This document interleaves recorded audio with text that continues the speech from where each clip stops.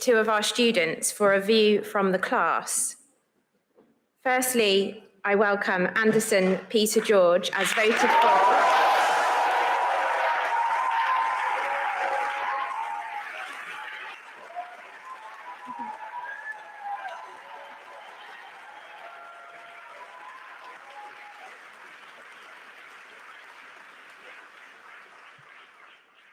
And directly after we have heard from Anderson, we will hear from the Student Council Co-President, Jean Kabasomi.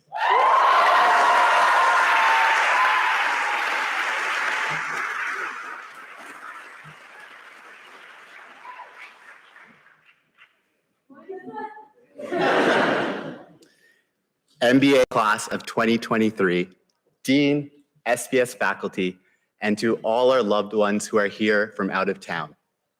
I'm going to start off with an apology. This is not going to be a traditional MBA graduation speech. I won't focus on academics or how we will all go off to be partners or entrepreneurs.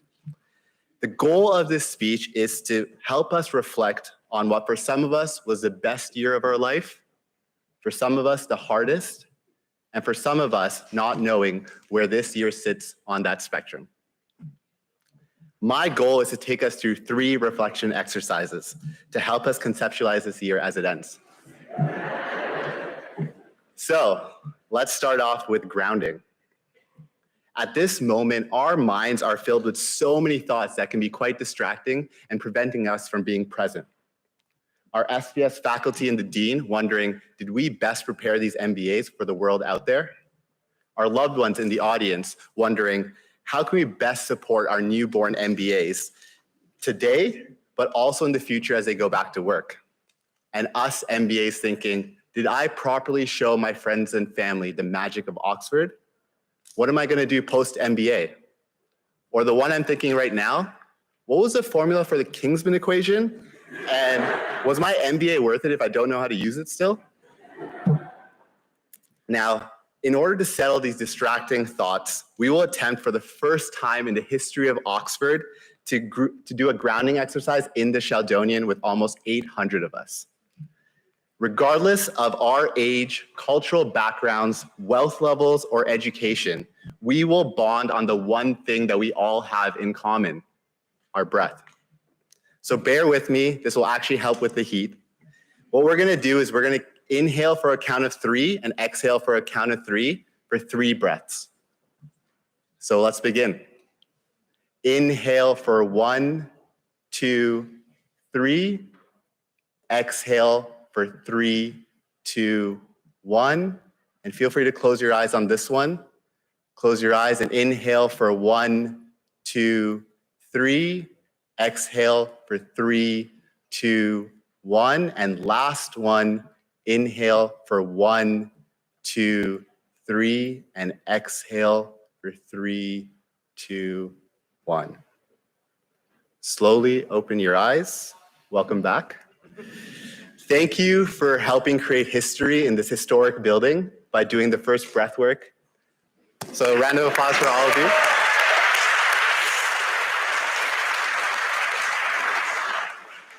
Honestly, I have goosebumps because you can actually feel the energy of this room just subside.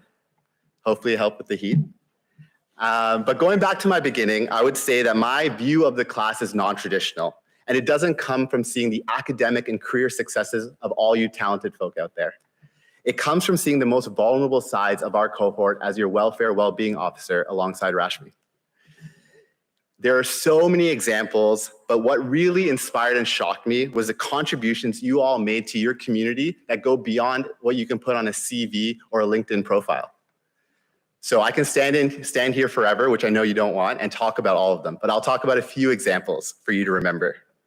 There are those of you that acted as our voluntary in-house professors, teaching analytics, marketing, finance, and even lecturing for 9 hours straight.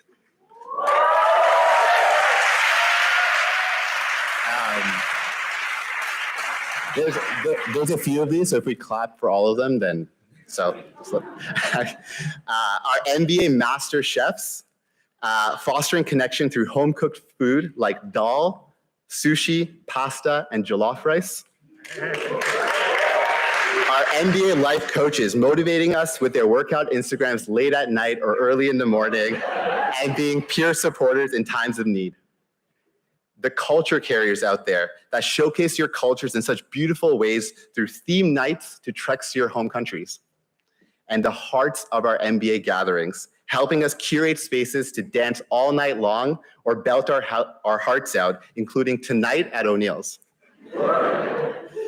My friends, let us tap into these identities that cannot be captured on a CV or LinkedIn profile, but matter so much to the communities that we are in and will be a part of.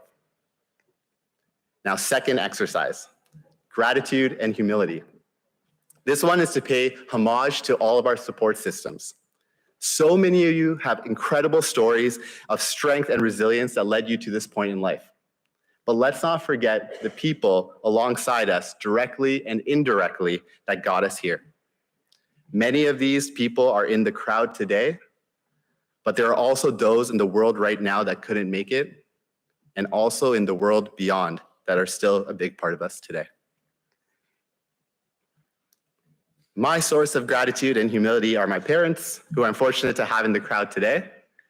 My parents are refugees who fled Sri Lanka in the 1980s due to a civil war that killed 100,000 of our people. They dropped everything and with just the clothes on their back, fled to seek haven in Canada. And their hope was to provide their future family a better opportunity to save their unborn children from being recruited as suicide bombers or militant tools. Not being able to get the education of their own, they dreamed their children could have the opportunities that they were never able to have.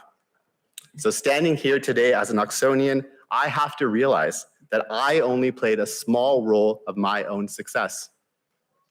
Sure, I can say that I worked hard, but in true reflection, nothing I have done is even small equivalent of the risk they took to flee their villages, not knowing where the next landmine was placed, but remembering the family members and friends they lost that took that wrong step and still taking that step themselves to seek a better life. So my parents' story is just one example of the 312 remaining support systems out there. So before we focus on the future, tap into the power of gratitude and acknowledge those in your past that helped you get to where you are. And that sense of gratitude can help you ignite the flame in you.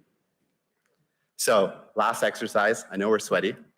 This one is called the mental picture. So there's a famous study that says that humans remember moments in 3 phases: the beginning, the peak, and the closing. So most of us remember the beginning of this Oxford fairy tale through the nerves in Edinburgh or the jitters in launch week. We each have our individual peaks throughout the year. But the one contribution I would love to give to you is to be able to have a closing and to be able to have a mental picture of this moment. So in this historic building where so many individuals like Einstein, Malala, Stephen Hawking, Benazir Bhutto sat exactly like you are and then went off to change the world, we are going to try to close and remember this moment.